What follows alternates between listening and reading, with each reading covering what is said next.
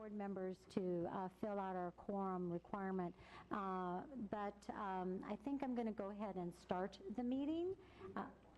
Okay, we've got a quorum coming in. Who's here? So, James, may we have the Roll call. roll call, please? All right. City and County of San Francisco Board of Supervisors. City and County of San Francisco Mayor's Office. David Takashima here. City and County of San Francisco Airport Commission. Doug Yakel. San Mateo County Board of Supervisors. I believe Supervisor Pine will be here. CCAG Airport Land Use Commission. Town of Atherton. Elizabeth Lewis. City of Belmont. City of Brisbane. Terry O'Connell. City of Burlingame. Ricardo Ortiz. City of Daly City. Glenn Sylvester. City of Foster City. Sam Hindy, President. City of Half Moon Bay. Harvey Rarback. Town of Hillsborough. Sean Christensen.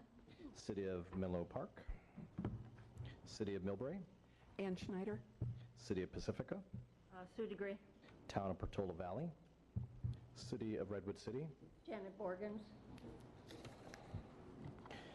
City of San Bruno. City of San Carlos. City of San Mateo. City of South San Francisco. And Town of Woodside. We do have a quorum. I want to point out a few individuals from San Francisco City and County of San Francisco Board of Supervisors. Supervisor Afsafi, we have his legislative aide, Ms. Sandoval. We from United Airlines, Sean Cook, and Kathleen Wentworth from Congresswoman Jackie Spears' office. So. Yeah, no, I caught him. Thank you. And just as a reminder, since we do broadcast this on TV, when you do talk, try to talk as close as you can to the nearest microphone. Okay. James, I see Supervisor Pine has arrived. Excellent. Welcome. Okay. Well, thank you all for coming. We have a very, very full agenda, and we would like to make it as efficient as possible. It's warm in here. We've opened all the doors for breezes. I'm not sure the air conditioning is working. I do want to introduce our Roundtable technical consultant who is with us tonight for the first time in his official capacity, Justin Cook, who's with HMMH. Last meeting you did meet informally one of the other partners, Gene, who is out of the Roseville area, but he's not here today. But Justin is with us, and he's going to be assisting us in the technical consulting area. So I'm going to move on to item number 3, which is the public comments for items that are not on the agenda. You have 2 minutes, and I ask that you respect the 2-minute time frame so that everyone who wishes to speak has an opportunity to. I will time you, and my little alarm will go off with a little tinkling sound if you could listen for that. So Anna Domiki of Pacifica, you be first.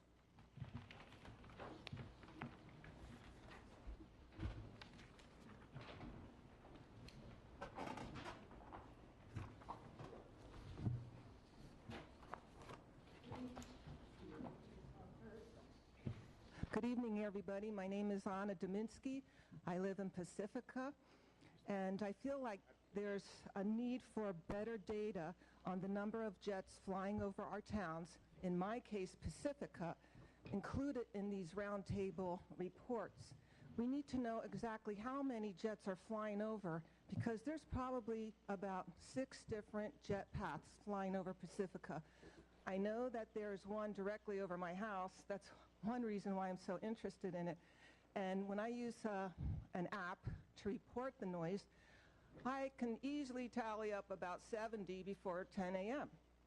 There's a parade of jets that take off from SFO and Oakland at 6 a.m., and every 2 minutes there's another one, and then it kind of stops and peters off a little bit around 11. Another point I'd like to make is that we need an easier way to report jet noise. If you were to go online to SFO or Oakland noise abatement, you notice that there's only one window to report one occurrence for one activity. And this might have been fine in the good old days before NextGen, but nowadays it's how do you report 100 jets a day? Do you expect a report, 100 reports from me? I mean, that's too much. I kind of want to forget about reporting so that I can go on my daily life and not think about jets. So I think this is really important to have data. How can the FAA and SFO in Oakland know what's going on if you can't report easily? It's a shame. Go check it out yourself. So I mentioned how often these jets fly. I also want to mention that they fly around midnight and 3 a.m. I mean, this is nerve-wracking. It's bad enough during the daytime. I can cope a little bit with music on.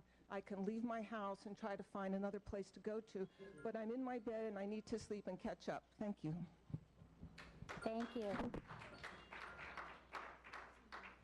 Next speaker is Ken Miles from Pacifica, followed by Sally Meekin of Hillsborough. Ken?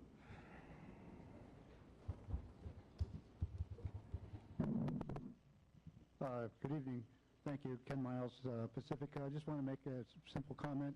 The last meeting I attended here, the director of SFO attended, and what really impressed me, and I think it should happen hopefully all the time, was when people got up and spoke about their problems and complaints and issues, the whole roundtable here remained silent. Nothing, just like a city council meeting someplace or supervisor meeting someplace. The public gets up and there's no input. I mean, we give input, but there's no output coming from new members.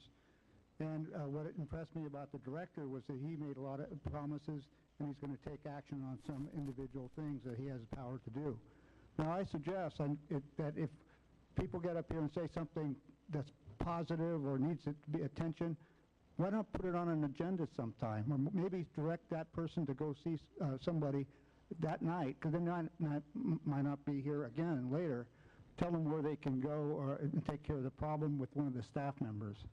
I think it'd be a helpful hint and something that we can all learn a little bit better and get some better results. Thank you. Thank you very much. Sally?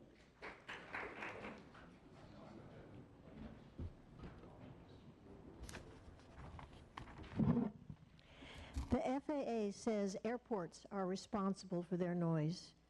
The continuing noise nuisance that comes from SFO's runways began about a year and a half ago. The Noise Abatement Office, the NAO, has invited me in, not once but twice, to answer my many questions, to go over their data, their recording methods, explaining how they gather information, how and why decibel readings differ. Bert Ganoon and Dave Ong could not have been more professional, helpful, attentive, knowledgeable, competent, and patient. In June, I alluded here to the barriers I faced when, by phone and email, I requested to speak with someone in the airport's director's office who had knowledge of the issue.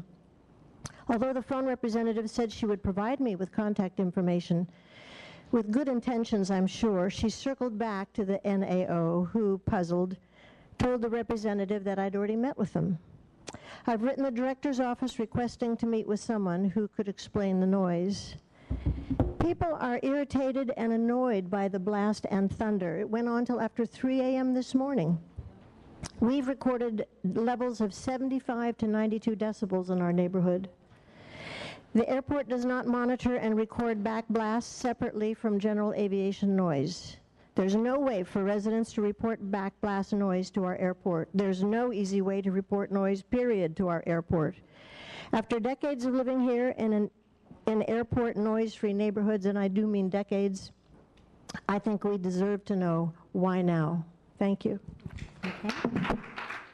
The next speakers are Doreen Gatelli from South San Francisco, followed by Roger Miles from Hillsborough.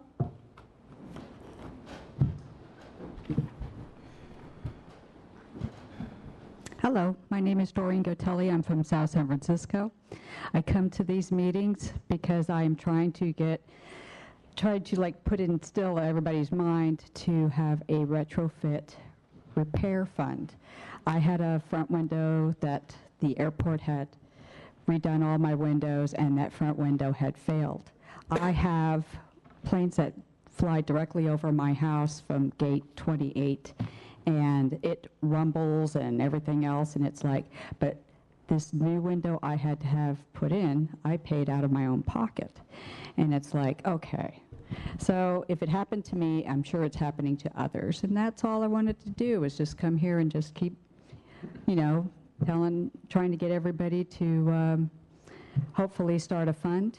And, I'm starting to wonder if all the complaints that I make on the computer and on the phone, if that's even really working anymore, because it's like, the planes are still making noise and still flying over. But I appreciate this time that you give me to come here and talk. Thank you. Thank you, Doreen. So the next speaker is Roger Miles, followed by Julie Duffy. Roger? Hillsborough.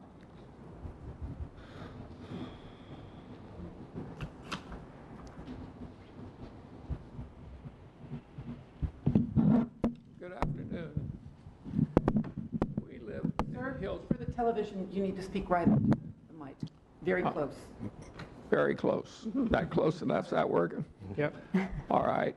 We live in Hillsborough. We have for about 18 years. And you now have a new program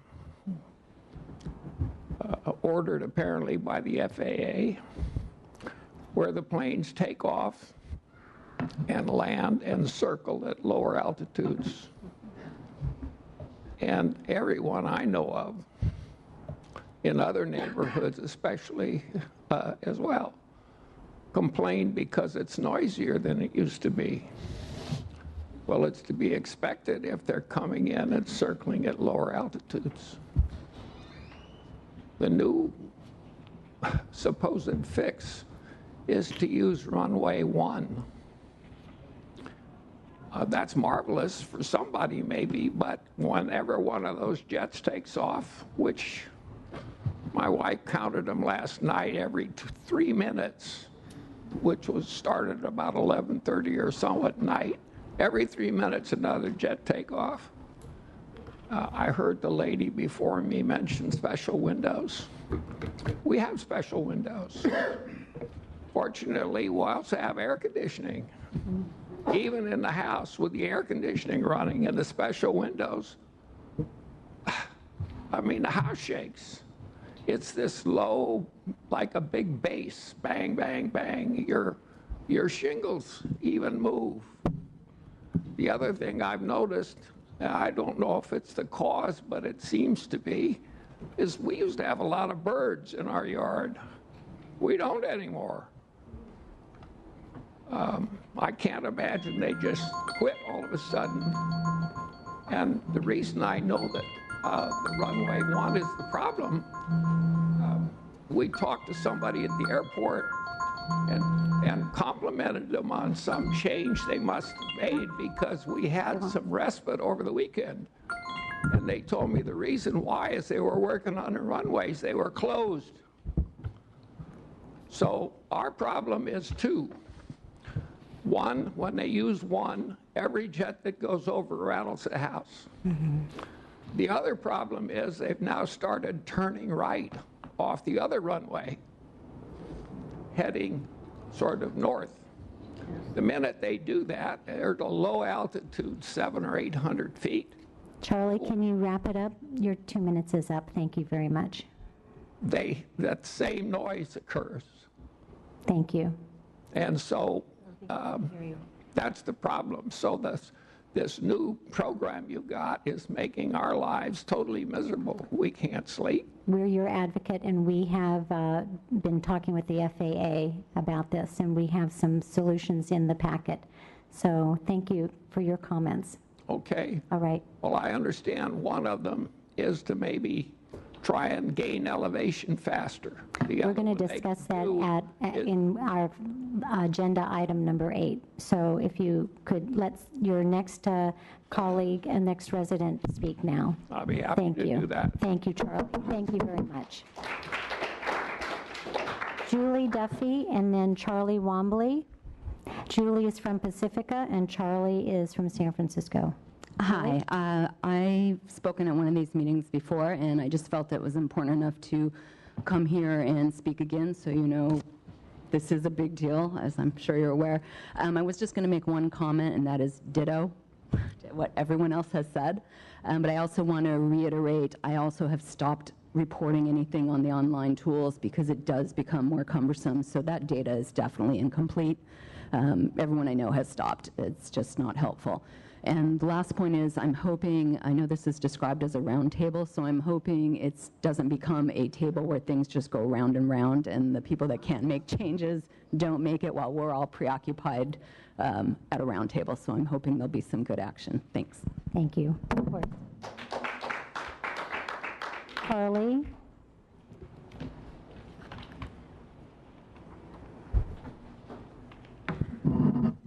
I'm Charlie Wambeck from San Francisco. Yeah, it's still noisy. The jets over our house sound like the Independence Day movie. Okay, I still haven't quite figured out the agenda, what to sign up for, so I signed up for the first one. Let's see. We had a couple of days of quiet. Maybe now I know why. That was a blessing. You know, you kind of thinking, gee, it's quiet today. Okay. From what we hear about the airlines in the news, they care little about their passengers, and they obviously don't care anything about the residents on the ground. I hardly condone the reverse in the 1990 legislature, and I wish I saw my congressperson's name, Nancy Pelosi, on the letters that were in the packet this time, but she's obviously not interested in this any more than she is in universal health care. We did put in windows, spent $7,000 on it, and it is suggesting to anybody, we had a bedroom window, the person that sold us the window said put a second one on the outside rather than replacing the window, so we have 2 double pane windows on our bedroom, and that did help. Okay, we go over to Visitation Valley because my wife, we have a house there, so jets go over Brisbane, Visitation Valley, Portland District, Excelsior District, Ingleside District, and San Francisco all the time. And the airport knows what's going on. They just can't do anything about it. It's in the hands of the airlines. Thank you. Thank you, Charlie. Okay, that's the end of our public comment section. I'll close public comment and go on to our consent agenda. Our consent agenda consists of only one item tonight. It's item number 4, which is the review of our regular meeting of June 7th. Can I get a motion to approve item number 4? Motion to approve. Can I get a second? Second. So we have a motion and a second. Time's up. And my time is up. Charlie, that was your time, hon. All right, going on to our regular agenda. Well, all in favor? Aye. It seems that would work. Okay. So our regular agenda, we're going to, in time management, we're going to combine items number 5, 6, and 7, which are the review of the airport director's report, the review of our Fly Quiet report for second quarter 2017, and our airport director's comments. So Bert, do you want to kick this off, or shall I let Doug take it? Doug? I'll actually take it, and thank you for combining. And in the interest of time, we thought that rather than walking through the Fly Quiet report and the airport director's report as we normally do, those items are in the packet. We'd be happy to answer any questions. Really what I wanted to do was to take a few minutes to propose a modification to what we report out to you. As you know, over the course of the past meetings, we've been taking your input in terms of what kind of data we're collecting, but we'd also like to talk a little bit about perhaps presenting information of a different variety. Now, I would preface this by saying that we would continue to do the Fly Quiet report, continue to do the director's report. These are important aspects of what we do. What I'm proposing is that these items be moved into a consent agenda moving forward, so that we can maybe talk about something a little different and maybe something that is maybe a little bit more aligned with how we're spending our time. So I've got a couple of slides, if we could, and I'll kind of walk you through what I'm proposing here.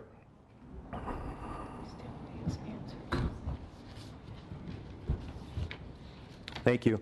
So we'll go to the next slide, and really I think our goal here is, on the first bullet, we want to present information on aircraft noise relative to how it impacts quality of life in our communities. And secondly, we want to talk about what we can do as an airport to address and mitigate that impact. So really what we're looking at for a future structure is kind of a threefold approach. So item number one would be a report out of data. Somewhere in the next slide. Go ahead. There we go. So the first item would be a data overview, and kind of the subcategories under that would be the number of noise exceedances by city. This is something we report out now, the difference being that we would organize this by cities that have the most exceedances, and then kind of a new element is we would present trends in terms of cities that are seeing trends upwards or downwards in terms of noise exceedances, and maybe talk a little bit about those variances and why we think they're happening. The next item in data would be what I call a heat map of where noise complaints are coming from. This is also something that is currently found in the packet, but we'd probably recategorize this a little bit. We are taking notes. It's concerning to hear that there's a sense that making a report of noise or making a complaint is not effective. We're obviously interested in making that an effective tool. The reality is an important aspect of how we know what your concerns are is when you report them. So we're certainly open to looking at different methods of reporting these complaints, but rest assured that if you don't tell anybody about your concern, that's a problem for us. So we want to find a good way to do that. So we'd want to include a heat map of where noise complaints are coming from. And then the third thing, and I think this really gets to what we're hearing a lot, and that is we're looking at a way of measuring what I would call intensity. Okay, we spend a lot of time talking about CNELs, but I think what we hear more and more is intensity, and this would really be kind of noise level combined with frequency. And so we're working on a meaningful way of presenting that type of information. So that's the first part. The second part of what we're suggesting we present to you moving forward would be actions and mitigations, and we already kind of talk about some of these things already. They include things like aircraft fleet changes, replacement of older aircraft. You'll recall John Martin or Ivar would talk about 747s being retired and replaced by more noise-friendly aircraft, but this has been shared kind of anecdotally. What we're suggesting is maybe we put some structure to changes that are being made in fleet. Second item is airline outreach. Bert talks about this, talks about airlines that we're coaching, that we're meeting with to meet our noise requirements. We would probably also look at presenting this in a more structured format, a summary of who we've met with and the kind of discussions we're having. And then, of course, this all feeds into that annual process of recognizing airlines that are doing a good job with us. And then also talking about initiatives that will support noise efforts. A good example right now is our decision to fund the exploration of GBAS landing technology. With your approval, we'd like to make a presentation to you on this in our next meeting in October, just an example of actions and mitigations. And then the third item would be airport updates, and these are news on airlines, news on destinations, but also for many years now, the airport has been focused on what we call smart traffic growth, encouraging airlines, if they're looking to add capacity, not to add more airplanes, but to simply use a larger airplane to add capacity. A good example, we took a look at second quarter of 2016 compared to 2017, and we had about a 5% increase in capacity, a 5% increase in available seats, but only a 0.6% increase in the number of flights. That's the kind of thing we're going to talk about, and we'd like to present that to you on a regular basis. So really 3 asks that we're proposing to the roundtable. Number 1, move the fly quiet and move the director's report to a consent agenda. Number 2, present this modified format, and obviously we're open to your feedback. And then number 3, make a presentation next October on this GBAS landing technology. Thank you. Thank you, Doug. Well, this is real-time news. You are hearing this for the first time, as we are hearing this for the first time.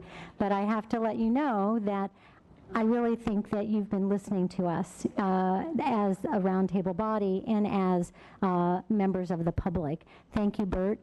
Thank you, Doug, and the other roundtable noise staff on this. So I'm going to open it up for comments from our roundtable body. I see some hands. Shall we start down here? Deborah, did you see a hand? Sue. I had a question. So I like the idea. I think structure helps because then we can measure and monitor easier. You did mention, I was on the baseline. Could you grab a mic? Yeah. So very happy with the structure so we can monitor better. And so when you mentioned exceedances by cities, so what is our baseline going to be? Are we talking about pre-next gen or starting today, or because that's a little concerning? We can present it in a format that you think is meaningful. What we're doing right now is presenting it by the noise monitor. So of the 29 permanent monitors you'll find in the report, a ranking. I think perhaps what we would do is reshuffle that by city to report, from most to least, which cities had noise exceedances. So again, this is an existing report, but we're certainly open to a modification that you feel is meaningful. Okay.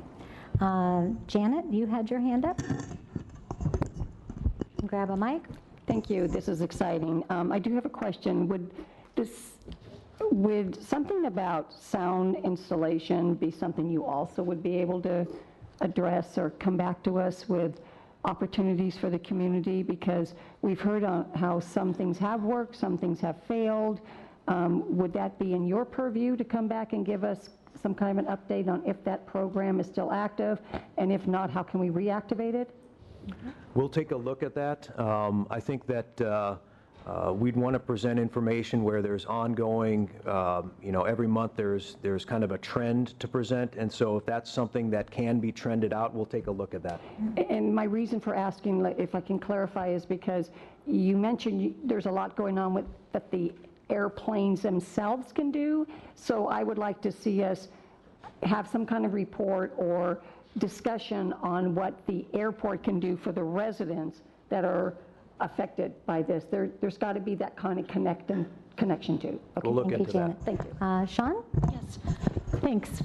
So I'm not clear on where the source of the data is that will result in, for instance, what you called a heat map, right? So we've heard at least two of our commentators this evening say that they feel that the information gathering process is so cumbersome that they're not participating in it, even though they're clearly participatory people who are here tonight. So we know if it's making folks who are willing to spend the time to come this evening reticent to report, that there are probably a lot of people who are not reporting despite concerns. So I just want to know to what extent we can address that problem and ensure that the data gathering process is more fulsome, so that we have a better map to look at, because I think the heat map's a great idea, but if it's garbage in, then it's garbage out. So I'll just say, good point. Not to interrupt you, but I think that we have had discussions about new apps or an easier way to report, and there is new technology, and that is one of the things in our work plan that we're wanting to look at also. But I'm hoping that the airport might have some ideas too. Sure, and this piece of information, which is currently in the report, is a summary of complaints by city. representing intensity in terms of which city is reporting the most. So obviously, if you've got residents of a particular city that are choosing not to report, it's going to understate their issue, their concerns on this map. So getting good input is an important part of getting information that's credible. So we're certainly open to looking at alternate methods that make it easier and more meaningful for folks to report. Thank you. Yeah. So anyone else? Sue, let somebody else, and then we'll come back to you. But it's on this topic, so it's Okay, sure, Want me to wait anyway? Well, no, go ahead. Okay. So, sorry. We have talked about this before, and in the past, we've told residents to save yourself added stress. Report it once so we know that it's there, but you don't need to keep reporting it. So we're hearing different things this evening. We need to be really clear to our public and ourselves because people have come and said that it is extremely stressful to have to be worrying about. So what do we say to them in the meantime? Yeah. Yeah, I think really what we'd have to perhaps as a group decide upon is what is the methodology we want to apply. Right now we're measuring each report as its own, as a standalone report. And obviously, you know, if you reported 20 in a day, how should that be counted? We're hearing from residents that they don't want to have to do that every single time. So I think maybe as we're having these discussions, we want to talk about what are the rules of the game in terms of reporting and how do we measure that data. Okay. All right. Just one second. Anyone else down on this end have a comment? Terry, you look like you're wanting to speak. I'm just wondering how changing the way we gather data is going to affect smaller cities compared to larger cities with a larger population and more people with the ability to complain, and how that will reflect in a report for actual noise shifting and what the problem is on the ground. Okay. So I think that's something we'd like to look at. Good comment. Okay. I'll come down to this other end. Sam, Ann, you had your hand up. So my understanding is the only time a report is lodged is when a human being makes a complaint. We're not taking any of the data from any of the noise monitors and saying, this has exceeded a noise level. Is that true? Well, it's really two different measurements. So one of the things that's in the report now that I'm proposing we continue to report on is the number of exceedances. So you'll find that in your report it's numbered by the noise monitoring station. So that is the monitors measuring exceedances. But then we also report out on the number of complaints that our office receives. So it's kind of two different data sets, but we think we ought to continue reporting on both of those. And I would agree. The question that I have in a year and a half of being on this committee and knowing that we've got, 4 stations in Millbrae, I have no idea if those were located to catch in-flight noise versus backblast noise.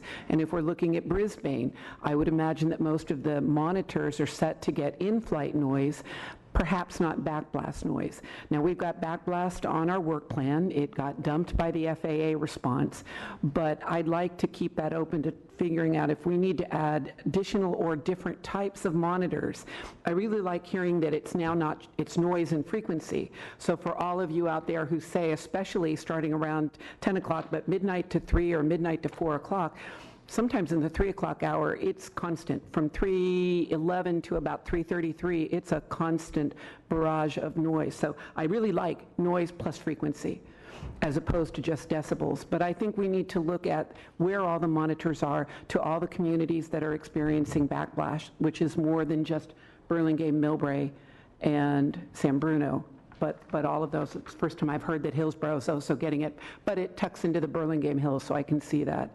Okay. My other one is the nighttime. Going into the FAA report, it seems like there is some agreement to move forward on nighttime changes. So we need to be very specific to the nighttime exceedances, and that they're and maybe they're weighed more because they're that much more irritating, or they're causing that much more disruption. The airport operations is not currently captured by the data. Now, that's very specific to those of us who live close in, but I'd like to have nighttime or airport operations added to that. And I will agree with the councilwoman from Redwood City, from Janet.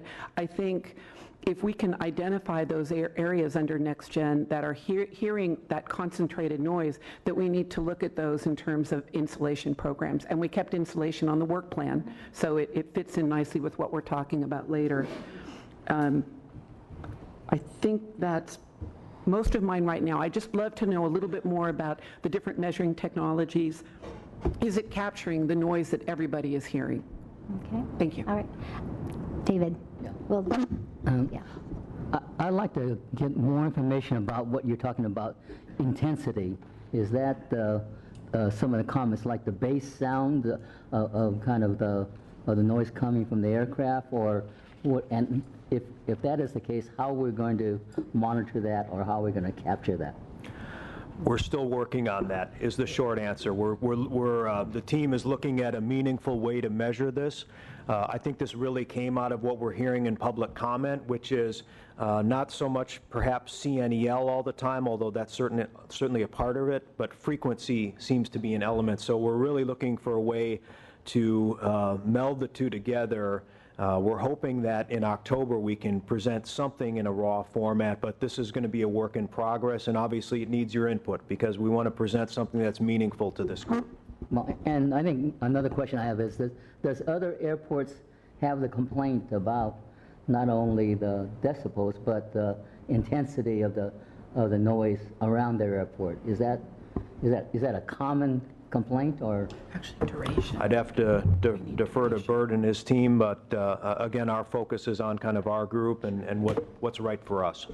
So David, I'll let Justin, our consultant, because he consults for other airports around the nation. It is a common thing. The concentration and the intensity is, yeah. Thank you. So. Yeah. So we're not alone. No. All right. Ricardo.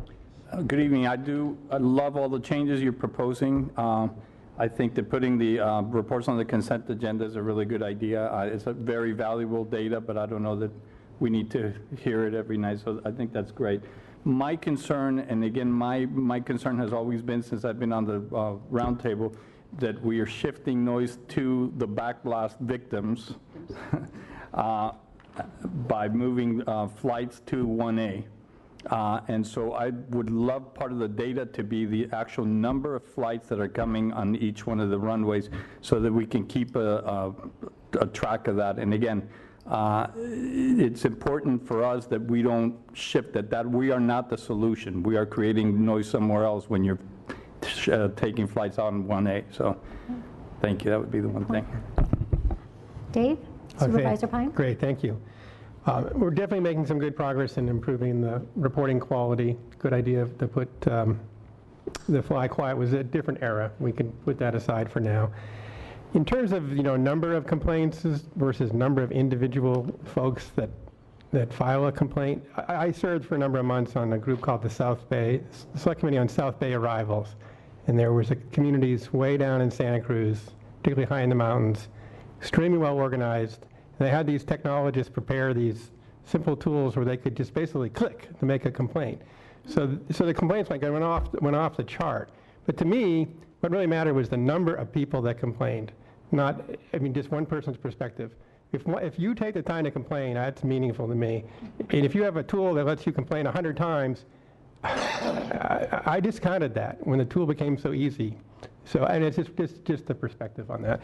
And then finally, we'll get to this later in the evening, but the FAA has accepted some of the recommendations that we worked so hard on.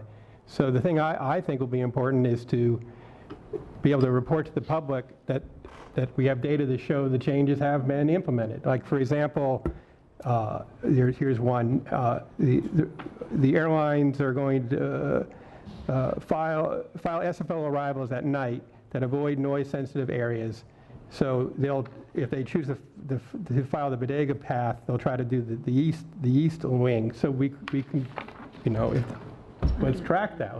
Because one thing that's going to be really important to show is that we're making some progress. And I think the only way we can do that is by creating some data points around the things the FAA said they're going to do. Because they have said, we'll get to this, there's a bunch of things, this is good news, that they said they're going to do. And I think they will. And I think we'll all feel better if we can see Yes. proof, Yeah. right? Yeah. Okay. Yeah. Glenn, any comments from you? Take your time. This will be kind of easy. Being a new member here of this round table, I can imagine what you folks have been through over the years. I'd like to commend you, Madam Chair, and the airport folks, Mr. Sotero, because listening to you tonight, sir, from what you said, and it shows that you were listening. And I try to put myself in the shoes of the public. I say, oh, maybe this is a ray of hope. So, you know, I'm really looking forward to it, and I want to say thank you so much for your presentation. Okay. Vice Chair Adiago. Just briefly, thank you, Ms. Lewis. I wanted to concur with Member Christensen. I think there definitely is reporting fatigue that occurs.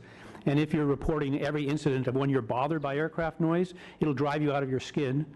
Your blood pressure will rise, and you may take to drink.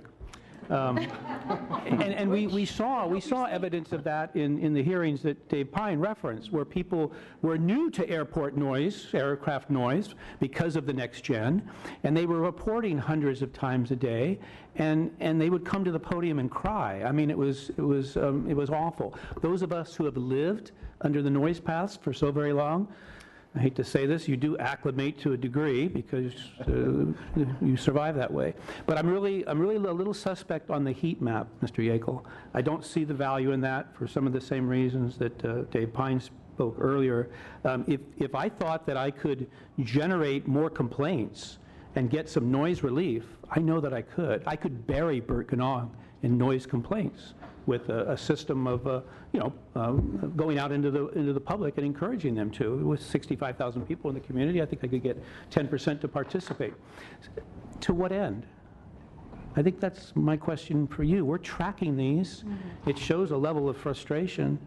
And as the numbers rise and fall, how does that affect where we're going? I need to understand why a heat map. Okay. Good comments. So Ann, briefly. Sure. Okay, please. I forgot one, weather. Because if I'm speaking strictly for the Millbrae Avenue area, on bad weather days, we get everything. So I'd like to have the weather tracked. And when you're talking about noise plus frequency for intensity, you're also going to track duration. Okay. I want to make a point to the roundtable. These are good comments that I think that we're making to staff. They will take it. We're not directing them specifically, I think, unless we take a vote and do that. And a lot of this is part of our work plan and things that we do. So I just think that if you've heard these comments and concerns, you have to synthesize those and come up with, and I think it would be a work in progress. Let them show us what they're doing, and then we can add and subtract to it at that point. We do have a speaker card for item number 5, which is this item that we're talking about, and that's Ray Ramos. He wants to speak on item number 5, which is part of this discussion. Ray, you'll have 2 minutes. Thank you very much. He's from Pacifica. Okay. First, is this on? I think so. Try again. Is it on? No. Sounds good. You sound good. Now hold it up to your mouth. Hold it. Oh, no, don't. First of all, I would go along with the consent item if the public members can request removal of the consent item, because there's a lot of good information, and I hear that they'll be approaching it even differently than what was previously discussed. Data. It's quite clear that you have a good many permanent sampling locations in locations that perhaps could be relocated to where the intensities are being felt, and that is predicated upon the complaints being received from those areas. I know Pacifica has got one monitor in the north end. I don't live in the north end. Furthermore, San Francisco's got at least 7 monitors that aren't even within the footprint of the lowest contour of noise for CNEL. And CNEL, we had several conversations about it. It's not appropriate for a health-based sampling standard, noise standard. You got duration, which has been spoken to. But you're not going to be able to get that unless you've got a permanent monitor that will register that time frame in which that noise event took place at that location. Complaints are good, noise monitors are better. The other thing in the report, the new format.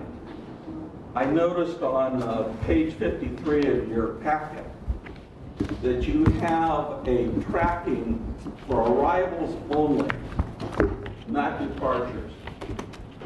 It would be very good information for the public if you could put that down on an hourly basis, but at least include the departures. Thank you, Ray. Okay. All right. Elizabeth? I think this is... Deborah had her hand up. Did you? I'm so sorry. Grab the mic. I didn't see you. My comment is on the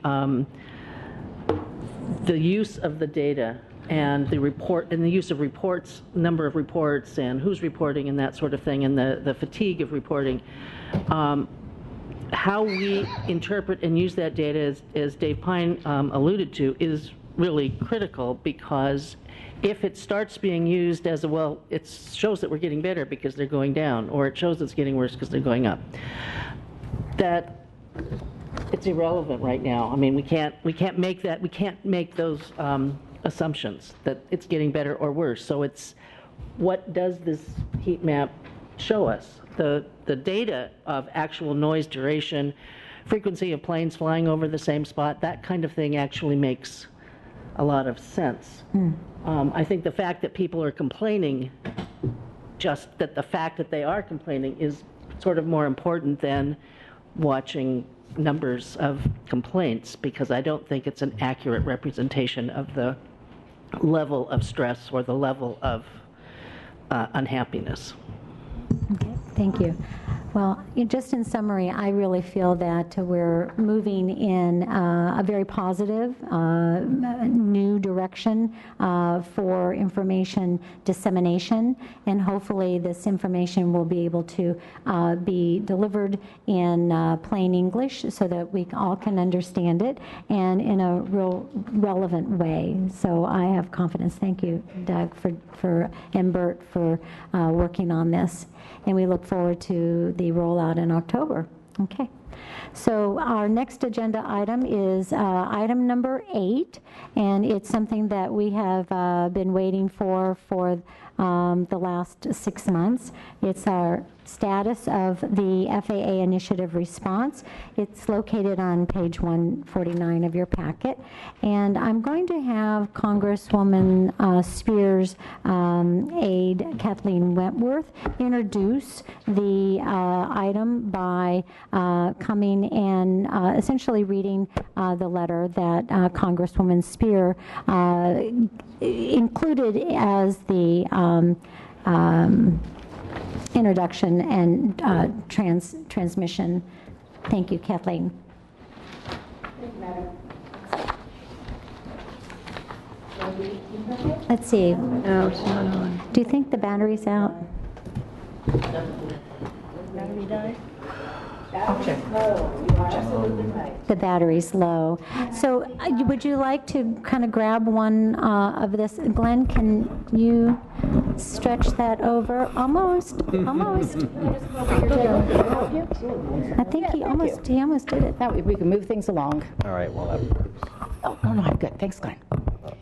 Hi, folks. I know you've all been waiting for this report for some time, and it's not, as you can well tell, a completed report. It's more in the nature of a snapshot, just a point in time where the FAA is at this point. So that this report is actually current as of some weeks ago when it was submitted to the FAA Administrator and the Department of Transportation. And in the last 6 weeks or so that's been taking place, the FAA has continued to work on this report. And we will be expecting to get a final report, they tell us, no later than late fall. So they've committed to that to us, that late fall would be the timeline to get the final report, which will then have no recommendations will be left in the evaluation category. They will all be assigned a feasibility or non-feasibility. I want to just give a plug here for the Congresswoman Spear's website. It's spear.house.gov. That's SPEIER. And on the home page, if you go to Issues and Legislation and Issues Airport Noise, you'll find a whole page with background on this, links to every report you could ever possibly want, and a lot of background information and current information, and that's where additional information will be posted. So I can't stress highly enough, we try really hard to keep that page updated.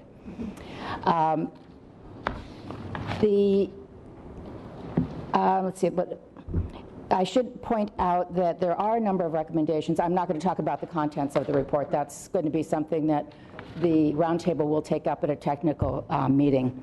But just to know that the 3 members of Congress, we keep in touch with each other quite regularly, and we will be involved in maintaining oversight, and will be a conduit from the community and the Roundtable to the FAA to get answers for issues that need to be resolved, questions that need to be handled. So be assured we're still hanging in there. I'd like to just briefly, and I apologize for this letter from Congresswoman Spear, but this is really important to her, and she wanted to make sure that I communicated it to all of you. And this is also on her website. To my constituents, this FAA initiative process has been and will continue to be a unique opportunity to work directly with the FAA to ameliorate noise in our communities. While I'm disappointed that not all recommendations received a feasible determination, it is imperative that we now move expeditiously to implement the recommendations that are deemed feasible while awaiting those that are still remaining to be evaluated. While there are many significant recommendations, I believe that the most pressing priority is creating a quieter nighttime environment that allows families and children to obtain health-restoring sleep to recharge for work and school. Creating this quieter nighttime environment for our residents will be a complex task requiring collaboration and contributions from all stakeholders, but it will make a significant difference in people's lives. Important concepts that were deemed not feasible through this FAA initiative process may later be appropriate for the San Francisco Roundtable to evaluate for possible future action. FAA leadership and the dedicated frontline professionals at NCT TRACON, San Francisco Tower, and WSC Mission Support are committed to continuing to work with the Airport Community Roundtable, our communities, and my office. In fact, NCT TRACON has already begun making improvements that benefit our community. We still have much work to do, and I look forward to continuing efforts to achieve quieter, healthier skies overhead all of our communities. All the best, Jackie. If anyone has questions, I'm very limited in what I can respond to, but I'm happy to try. Understand. No, Kathleen, thank you. And Kathleen has been working with us very closely over the last several years on this, and really was instrumental in helping draft the recommendations that the Roundtable submitted back in November. I just want to say that it is a lengthy document. It's highly technical. It responds literally to every one of our recommendations. There were 104 responses that the FAA, and we didn't make it easy for them, I have to tell you, because we did it in 3 parts. And so they had to cull through 3 different styles, if you will, of our recommendations, but they did. So as Kathleen indicated, this is not a final document, but they did want to get something to us because 52% of the 104 recommendations that we submitted are deemed under evaluation. And of course, that's not satisfactory to us to have 52%. However, 13%, it indicates that they did address our concerns. 14% are feasible and can be implemented either short-term or long-term. 10% they deemed not to be an FAA action, but either our NorCal TRACON or our airport partner. And then 11% of the 104 recommendations they deemed not endorsed by the either the FAA or by the select committee. So that's just a little thumbnail. We are going to dive deep into the details of this response, not at a large meeting like this, but through our technical working groups. Just as in 2016, we had technical working groups from Roundtable members that met with our technical consultant and our Roundtable noise staff to craft the recommendations that went into our response back in November. We are going to evaluate, cross-reference, look at all of this response, see what is currently being implemented and how that can be measured in real time now, what is left to be resolved, how that could impact us. So I am giving every Roundtable member the charge to open your calendars and make it available to have a technical working group meeting in August. Now, James has told me that he has 2 dates for a venue that he can recommend, but I want to say if the venue is the only gating issue, might there be another venue that one of our cities could offer up? So James, would you like to throw out the date? Sure. So, and also the other compounding issue is availability, staff. So, so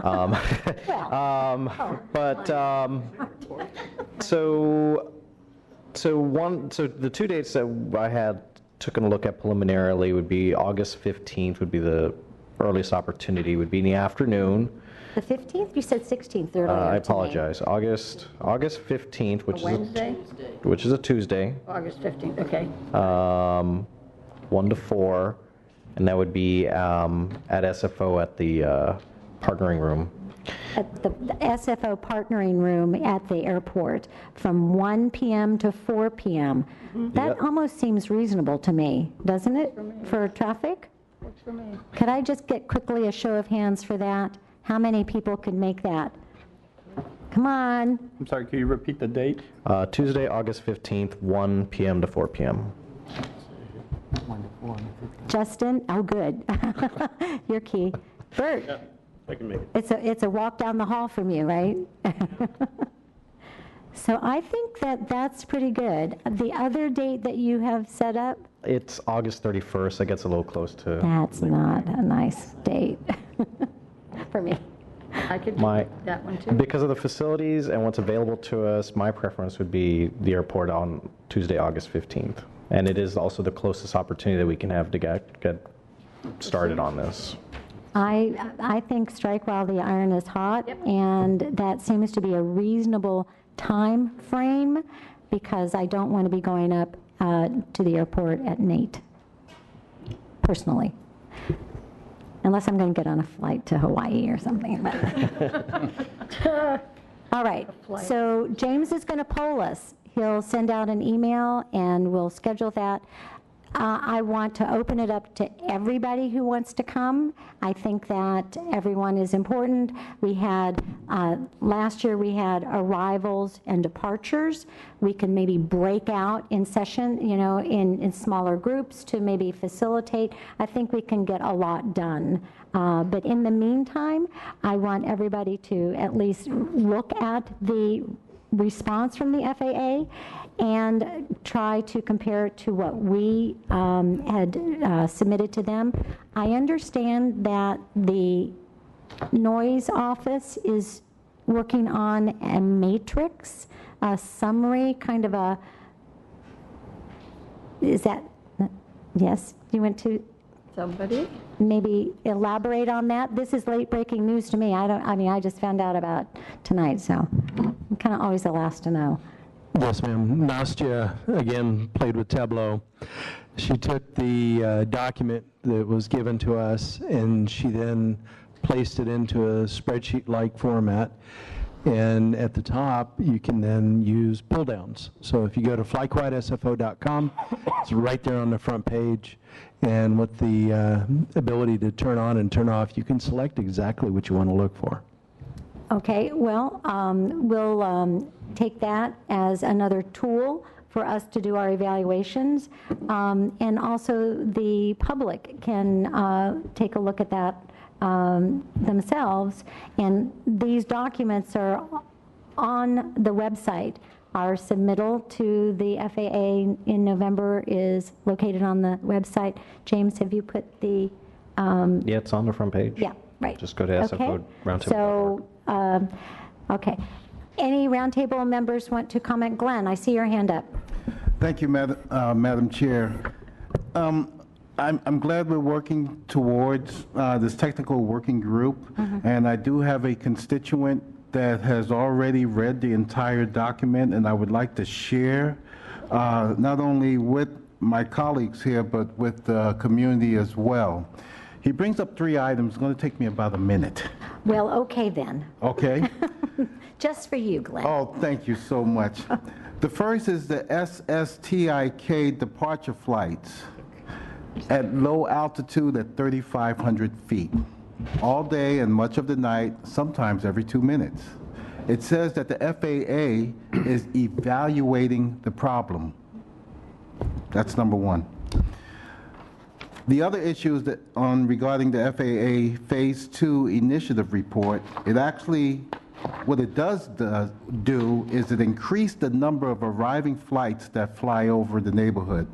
Take a look at the first item on page 19.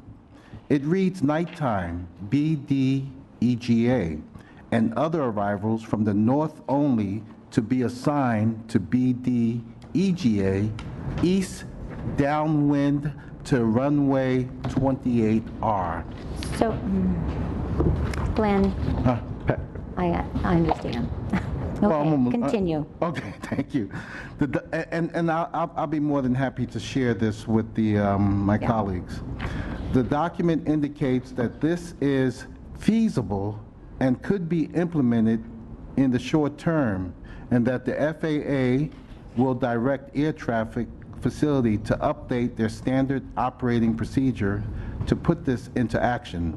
This could possibly happen within a few weeks, since it doesn't require a so-called rules update. BDEGA East arrivals fly directly over. Please see the attached maps.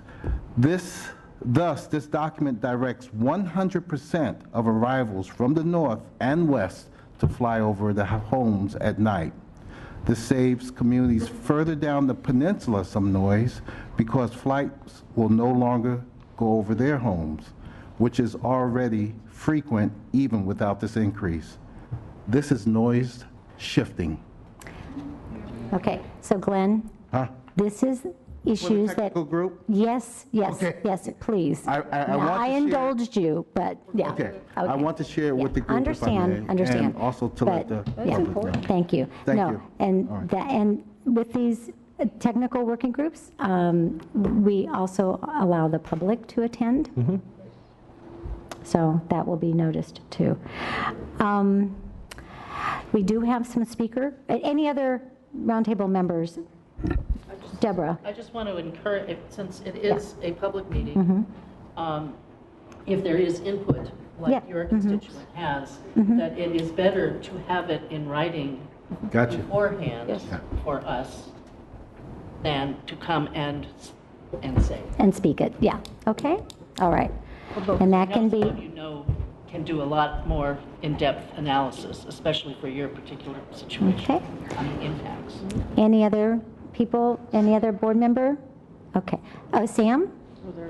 Thank you, Madam Chair. Yes. So, reading the report, I know it is obviously, like Supervisor Pine mentioned, it is a progress, and I'm pleased the fact that the FAA addressed a lot of the nighttime noise that affecting our communities. But it seems to me that the honest of the work to be done is on the NCT. I'm wondering if the NCT is going to be present at the technical group to give us their input as to what measures are they going to be taking. Especially a lot of these were on the SOPs, but they were not being followed.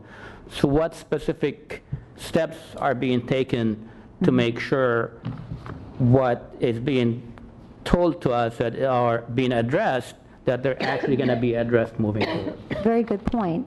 Bert, I mean, can we invite our NorCal TRACON representative to attend our technical working group? We can make the invite, yes. We can make the invite? Can I twist an arm or something? I give him a call. Just say it's strong. Okay. All right. So any other comments? I'm going to open it up for public comments because I do have a number of them here, and it's on this item. And so please remember that we have a 2-minute the first speaker is Viviana Guzman from Montera, followed by Leslie Ransbottom from Save Our Skies East Bay.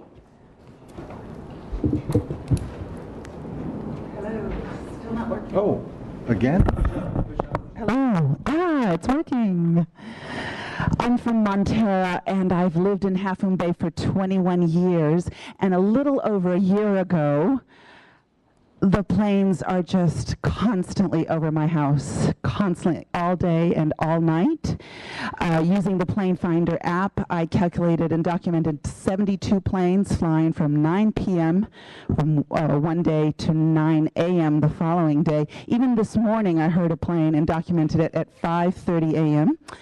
I plead that the planes be rerouted back to the way they used to, going out over the ocean and away from Half Moon Bay area.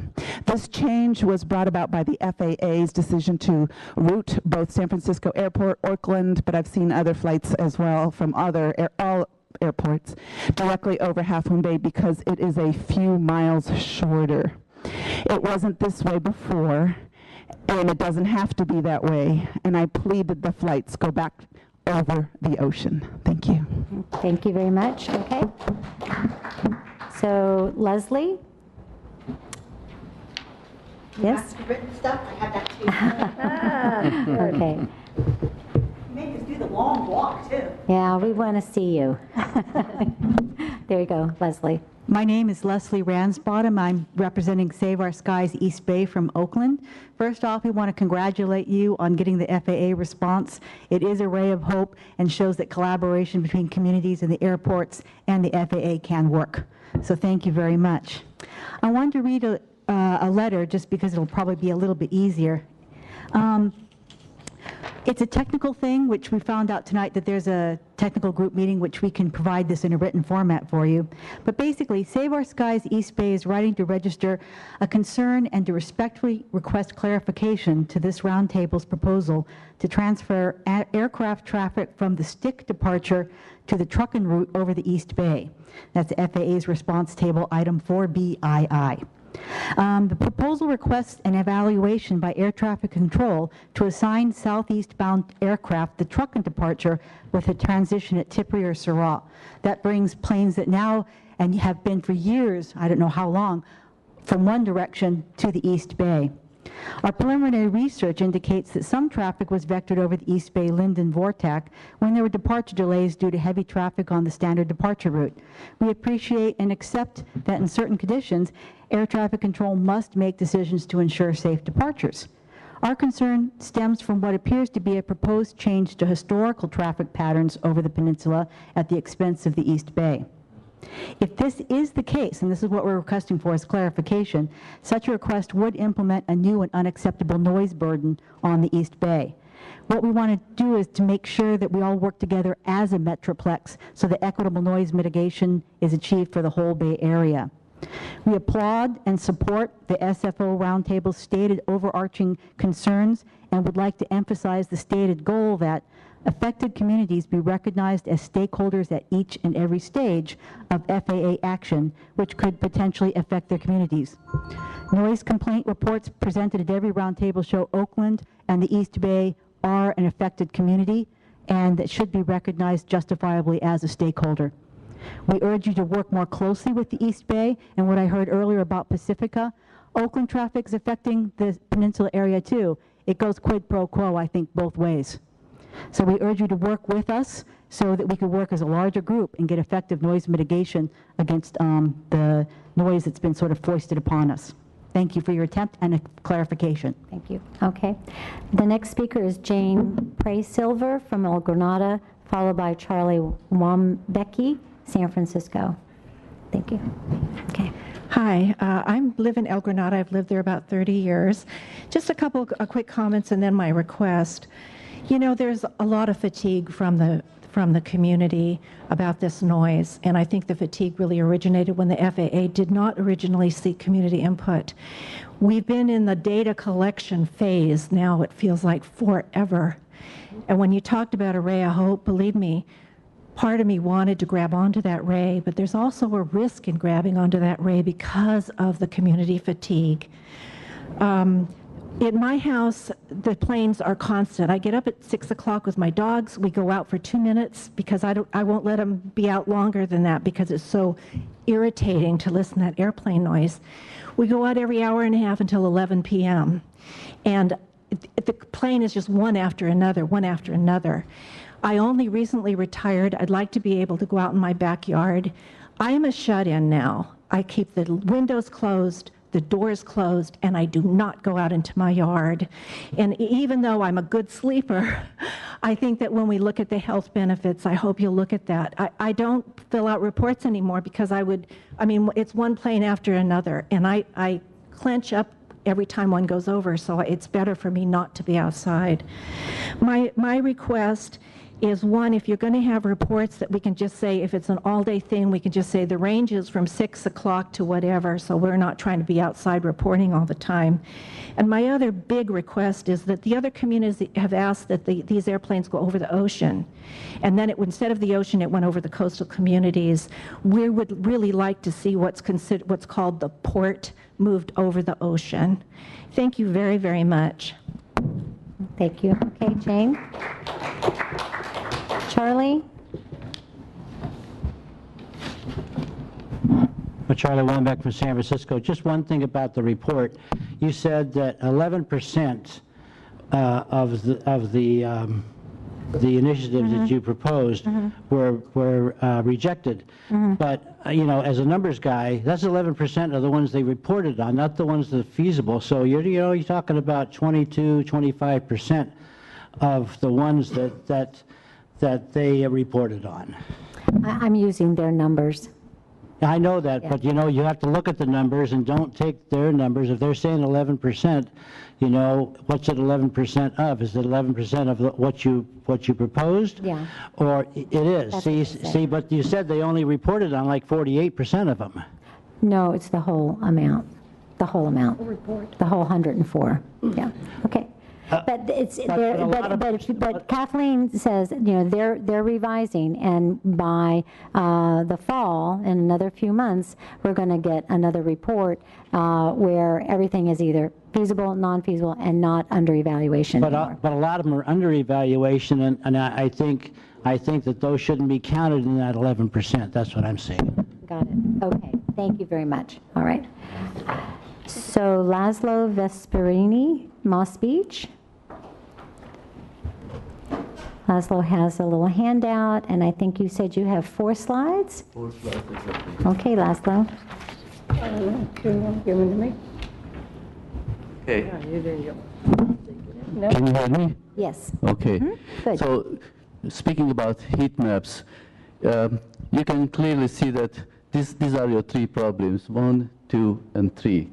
And I think, this speaks for itself. That's the next-gen new routes. The red line represents the old way to run departing airplanes over the ocean. Next slide, please.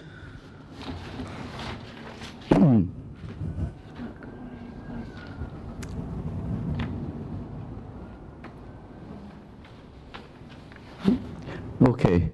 So our problem, which affects about 80,000 residents on the coast, could be solved very simply, and that's for the technical committee. Simply relocate port.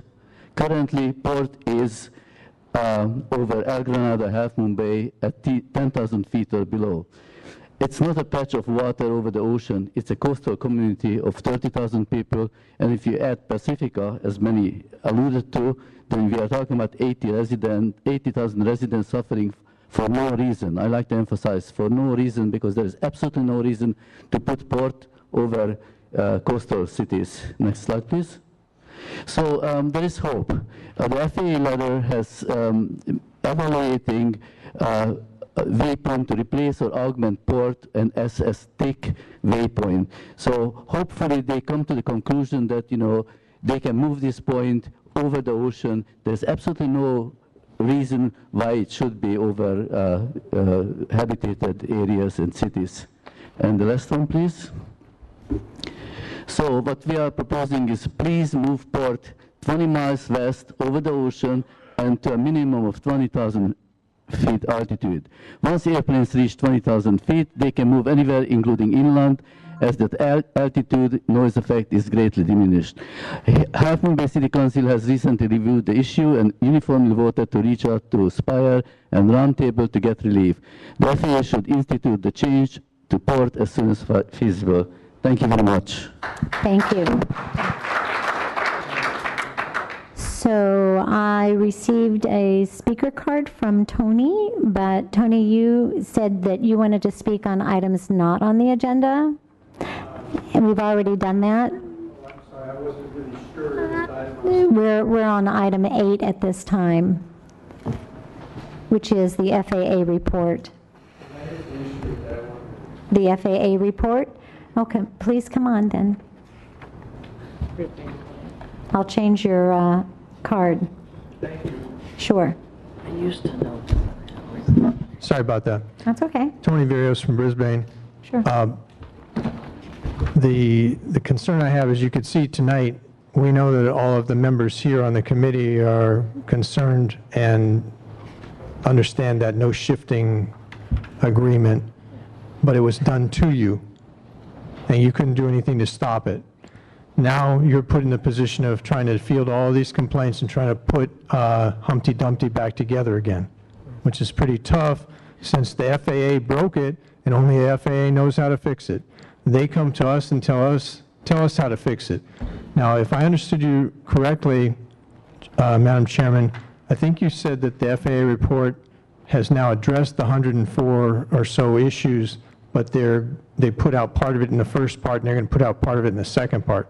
What I've been reading online in the reports like from Jackie Spear, the impression that I got was that they had only actually reviewed about 14% of the whole thing.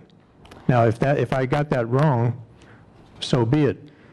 But they're talking about everything that they say is feasible is in the near term up to 2 years, 18 months to 24 months. We don't know how many people in this room will be alive at the end of that time. And then long term is anything over 2 years, and that could be a very, very long wait.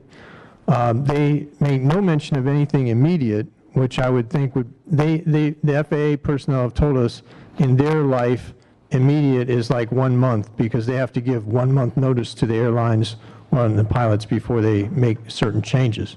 And, you know, that'd be great. If we could get something in 60 to 90 days, that'd be a blessing. But we're not looking at any of that. And then we have people coming here from Oakland who rightly are concerned about not having a seat at the table and having conflicts of interest because of the 3 different airports, San Jose, San Francisco, and Oakland, having certain conflicts in the airspace. If the FAA can't work this out, I'm sure we can't. But, you know, we'll just have to keep fighting it. Thank you very much. Thank you, Tony. Thank you. Okay. So that is the end of our item number 8. We will form the technical working groups. We'll have all of our consultants there. We'll see where we go with this. I believe that we will hear more from the FAA. I do have the ray of hope that there are things that our NorCal TRACON and airport facility groups can be doing in the near term to help mitigate some of the noise. So moving on to item number 9. 9 is a letter that we received from the 3 Congress. It's a copy of a letter that we received from the 3 Tri-County Congress members, Anna Eshoo, Jimmy Panetta in Santa Cruz, and Ro Khanna from the Cupertino, Santa Clara area. And it is addressed to the interim executive director of the Cities Association of Santa Clara County. And my understanding is that the Cities Association of Santa Clara County is a group that represents the 15 cities in the Santa Clara County. And they are wanting and instructing them to begin the steps to form what you call a South Bay Roundtable, noise abatement roundtable for the Santa Clara County and the Santa Cruz counties. Roundtable board member Ann Wingert, who had been on the select committee, and I have been contacted by Congresswoman Eshoo's office to attend their next board meeting, which is on the 10th next week, and to talk about the structure, the formation of the roundtable, and how it might be beneficial for the South Bay to form their own.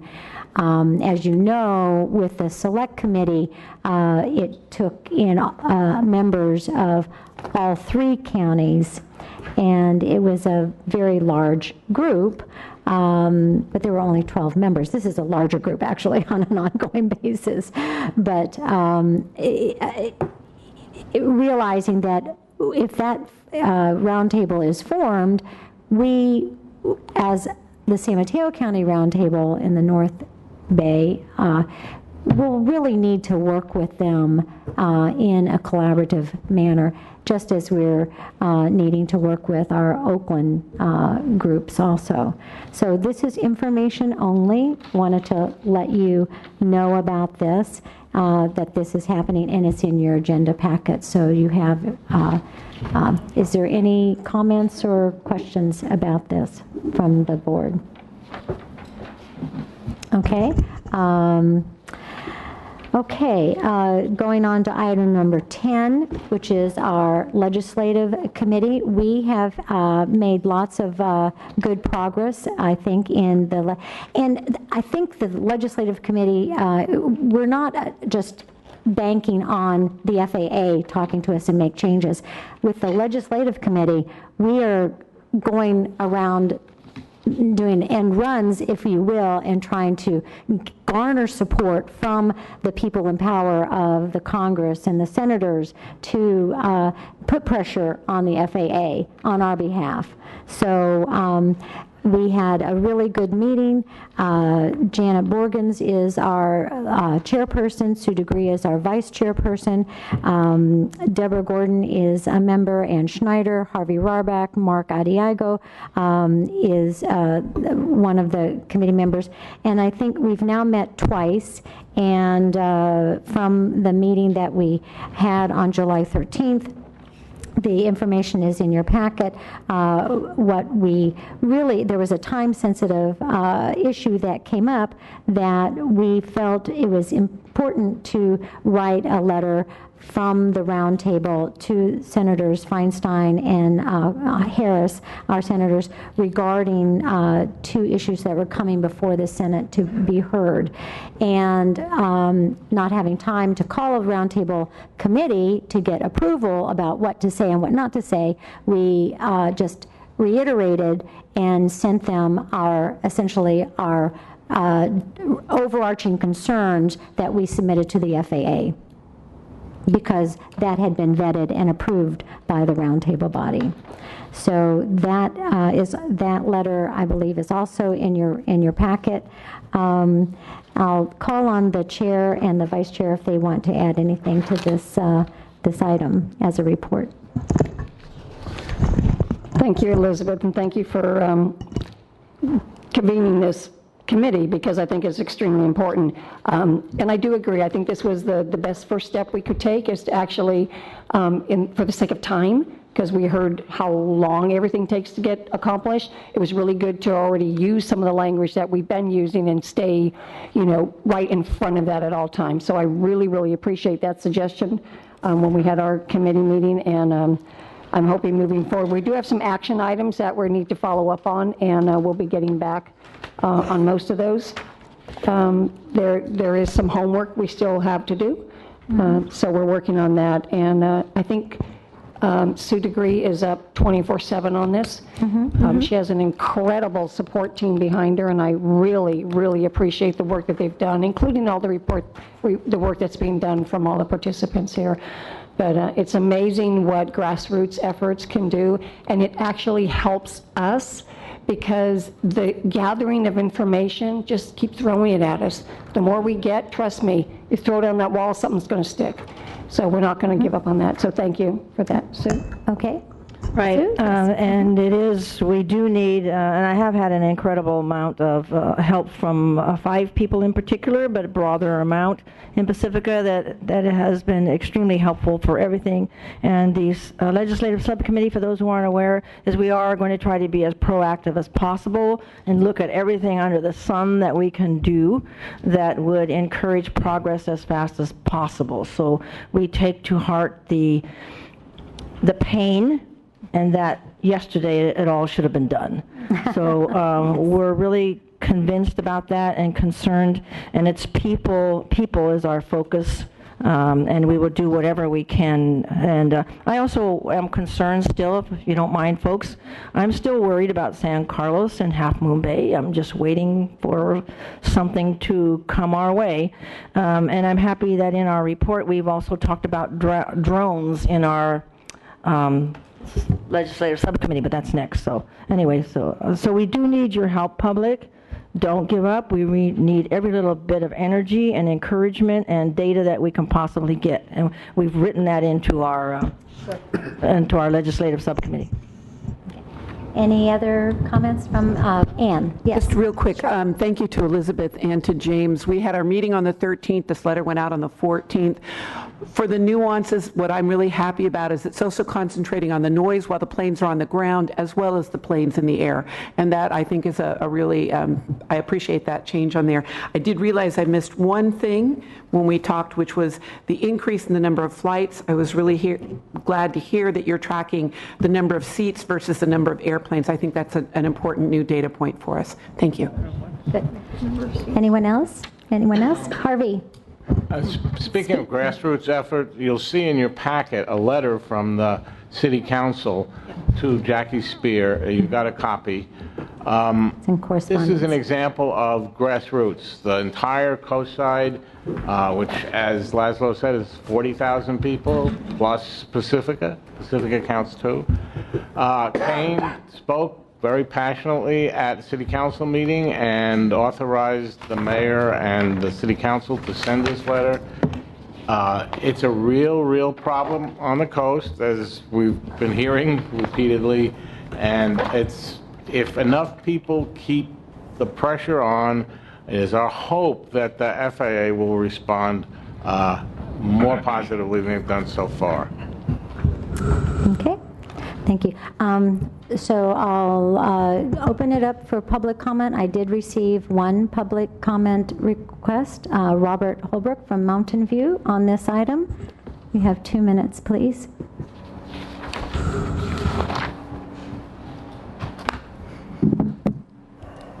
With regard to... Pick up the mic, yes, please. Yeah. With regard to legislative actions, and I guess I would add political actions that could be considered, it seems to me the root cause is that the FAA does not have a mandate from Congress to address noise in any reasonable way. So getting that addressed is critical. The simplest proof of that is that there is a $3,000 per airplane fix that would address the Airbus whine that the FAA told the Select Committee they could not do because they didn't have a mandate to do it. And that's something that can be heard for 10 miles, 20 miles away. It greatly worsens the experience of people on the ground, and we have no vehicle legislatively to address that. I believe there may be a vehicle for the airport operator to address that. I've read the ATA versus Crody decision, which was referenced earlier in a previous roundtable. It appears to me that it establishes that a business relationship between the airport operator and the airlines would permit fees to be determined between them in the nature of a business, and that may be permissible, whereas fines, which are criminal, are not permissible. And so it seems to me that there is an opening for SFO, should they choose to go there, to allow graded landing fees based on non-discriminatory criteria, like planes at a certain, creating a certain sound at a certain pitch for a certain duration, and that if a higher fee, even $25 an airplane, were to be assessed by SFO per landing for the Airbus whine, I have no doubt that this would get on the radar and get fixed in a very short period of time. The last suggestion I'd like to make is the FAA is very attentive to industry in the form of the Next Gen Advisory Committee. There's another meeting in October in Chicago. These guys meet with the FAA 3 times a year. We need a Citizens Advisory Committee that the FAA is equally attentive to, that would represent the interests of folks here in this room throughout the country, and that the FAA would respond to in the very extensive way which they respond to industry. Thank you for your Thank you, Robert. suggestions. We'll take that under consideration and maybe agendize our next Ledge Committee.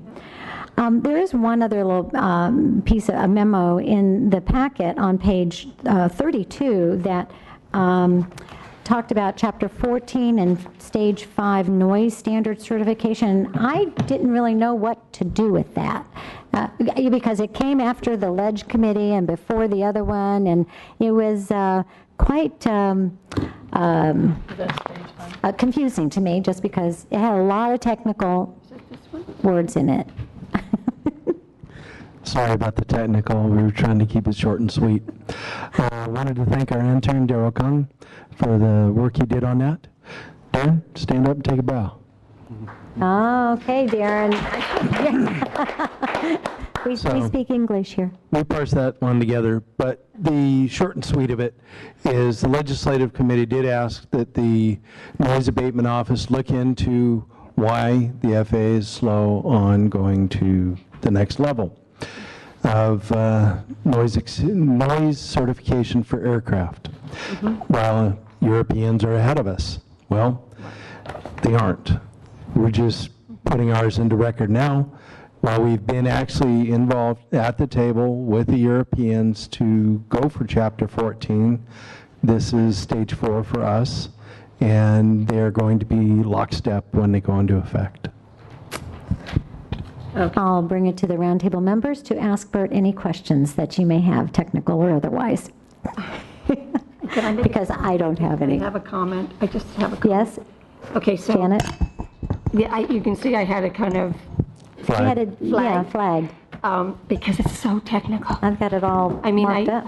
It might help to do a little summaries sometime, or can we just call you and say, will you translate this? Because some of it was so technical, it was like, okay, I have to reread that sentence and reread this. And so I know it makes a lot of sense to you, but it was distilled down from pages and pages and pages of technical. So what we did, without losing some of the very pertinent information, such as EPNDB, a new metric that's new to this group, but that's how aircraft are certified. It's a perceived noise level. And so wanted to go ahead and put that out there. The part we probably could have left off was the weights, but most of the aircraft we're looking at are the heavier ones, not the business class aircraft. But there is a bigger gap down on the low end of weight. Perfect. Thank you for getting Thanks, right Bert. on that. I have a question. Okay. Oh, sure. Question. So I'm not sure, when does this take place? I gathered that they were going to be in sync, but I'm kind of lost on the date. When is this going to take place? January 2016 was when it was proposed, and that was the Stage 5 plan, along with Chapter 14.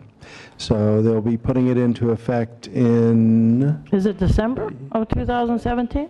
It's the end of this year. It's December, oh, okay, that was the date, December 31st? Yes, ma'am. All right, thank you. Okay. All right.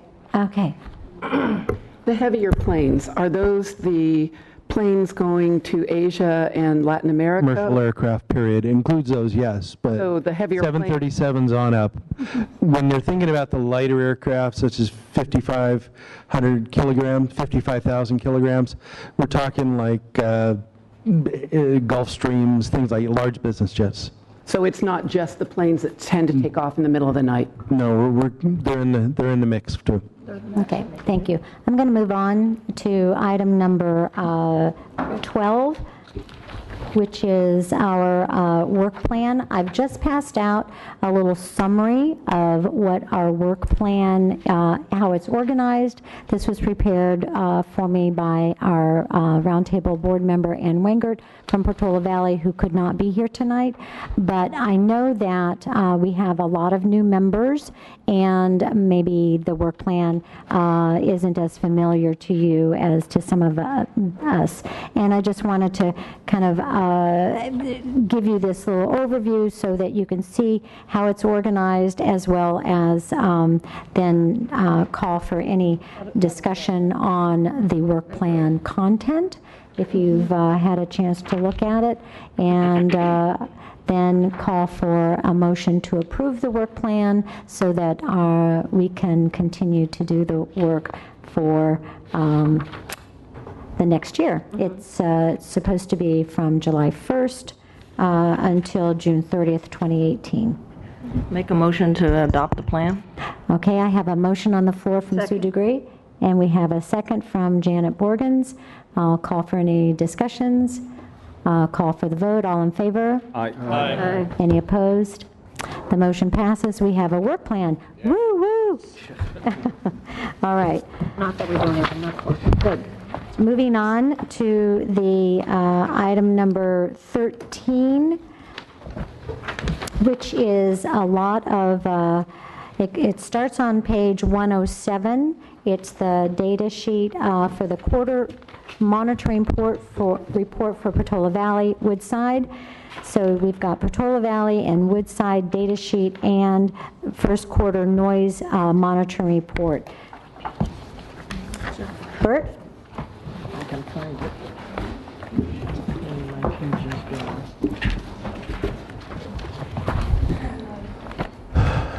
Whichever you put your finger on.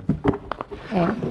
Yes, ma'am. We have been really focused on, well, Nastya has been very focused on Tableau. And she has been listening, as we all have, to simplification of our reporting. So all I'm here to do right now, will be very short so that you can get on with your lives, is we've changed the way we're doing the reports. Don't know if I mess anybody up by knocking the lights out here for that. Oh, thank you. That would help. I think I'd be okay. There we go. That's good. Sorry, run off the camera there. The multiple page reports that we previously did, we've now summarized into this. As you can see, the noise levels, the items across the top. We're running out of batteries on this thing. So what we've done is taken community and noise exposure level over the periods, put that there. The sound exposure level, put that there. The other noise metrics at the top are there by date. Roll up, please, with a definition below. Roll up more. And then we have the noise events by day counted. Next page. The San Francisco noise events by hour of the day. San Francisco rivals altitude bracketing. We have the different aircraft from other airports, the aircraft types that you're going to see out there during this, that we captured during this report. San Francisco's nighttime, midnight to 6 a.m., looking at what was going on for the items that caused issues, such as runway closures, and then talking a nighttime average. And we have the amount of noise reporters during the period, and then aircraft noise reports versus the noise reports. And as you can see, it matches up very well. It's not always the case, but in this one it was the case.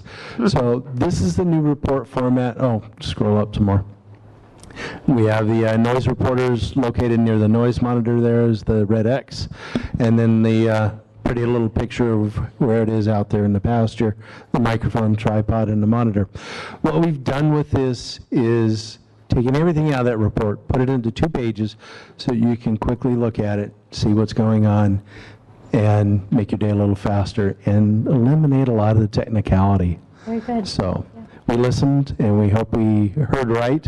Please give us the feedback. So thank you, Bert. Bring it back to the roundtable. I can see some members of the public giving approval, thumbs up. Any member of the board want to talk? Makes it Go ahead. Well, Yeah. given that Woodside is one of these, it really is a lot easier to. Here. It is, the format is it's much easier to digest in this form as a 2-pager. It's also easier to use as a tool to get public comment or constituent comment, rather than, I mean, some people will look at 2 pages and not, 8 pages. So Exactly. it's a better tool for reaching out to the constituents in my community. Awesome. So I suppose one of the questions we'll be asking is, should we just ditch the other report altogether and go to this? I'm not sure about that. I don't think so yet. Okay. Okay. Anne. Over the last couple of weeks, I've filed all of the airport roundtable paperwork, and I think I found 5 cities where we do this, or do we do it for every city? Depends on what you're asking. If you're asking about Basically, the more detailed reports per city. on a portable noise monitoring, we do these. So only on the portables, and which cities are those, and how did they get chosen? We have permanent portables. Well, they asked through the roundtable. Permanent portables were asked, and I gave a report to James tonight for dispersion. They are done through, we have Portola, Woodside, Brisbane, and not Half Moon Bay, but we had... I saw one in Daly City, and I saw one in Burlingame. Those were independent for persons' backyards. And we've done some in San Francisco this year. We've done quite a few. Thank you. Okay. Any other comments from our board members? Okay. Thank you, Bert. Not sure. This is really, I hate to say it's pretty, but it is. It's very well laid out. I just wish the big spikes were lower and things like that, but that's not your fault. Okay. Item number 14, airport noise briefing. We're going to let our consultant, Justin, give us a little brief. Short. Sure. Real short. Thank you. So I was asked to give an update on ATC privatization. I was in D.C., happened to be last week, actually. So the House left for their August recess, and nothing was actually voted on to privatize ATC, or to, as part of that actually, is to reauthorize the FAA. What that means is when they come back, they have pretty much less than a month to actually vote on it, because the FAA's legal authority expires at the end of September. So the feeling is that they're going to probably just extend the FAA's, do a short-term extension and push ATC privatization down. Down. They're going to push it down. They're going to push it down the road, probably. That's air traffic control. Yep. To move that to a private organization instead of the FAA.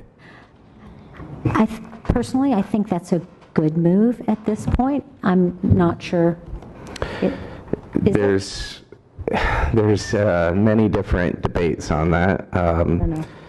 You know, on one hand, you know, it looks to eliminate 30,000 FAA jobs over the course of 3 years. And then it doesn't eliminate all of the FAA's roles. The FAA would still oversee safety, but it would then privatize the actual operations and control tower portion. Okay. Any board member want to comment on that? There certainly is no surprise that the Congress is kicking it down the road. Yes. But I would be concerned that privatization, how would we have we would have less control than we have now. Yeah. We'd have to start all over again.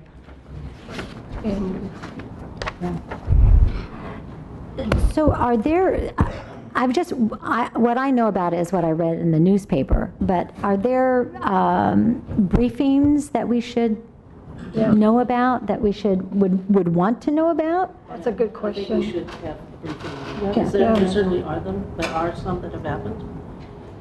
I believe so, and I think that's something. Would you be able to kind of? We could look into that and kind of just take a look at that and send that through James, and he can send it out to us. Does that make sense? Yes. Okay. All right. Anything else? Any other? Okay. So our next agenda item. Thank you very much, Justin. Thank you so much. It's nice to have you here. A member communications or announcements. Anybody doing anything fun that you want to announce to us? Invite us to your next party. I know. Getting on okay. Other than that, I'd like to get a motion to adjourn. So move. Okay. Thank you. All right. Thank you for the good meeting. Thank you, everyone. Thank you.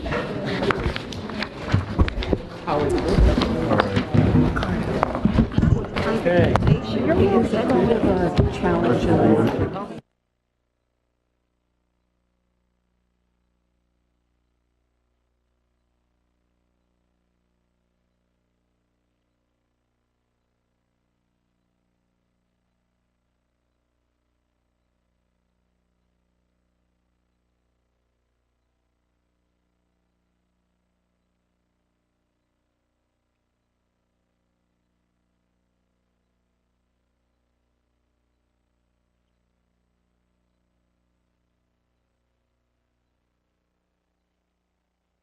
Thank you.